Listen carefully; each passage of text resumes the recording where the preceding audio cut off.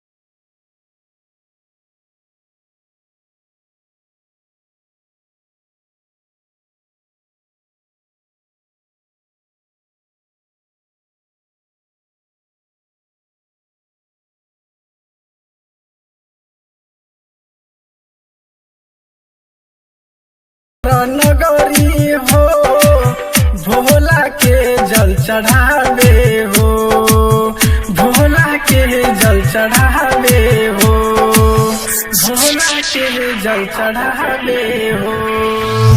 भोला बम के नारा लगहिले बा,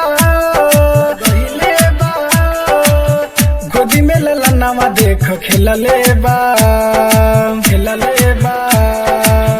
सभे कबड़ियो खुश होइले बा, गोदी में ललनवा देख खेलले बा, गोदी में ललनवा देख खेलले बा।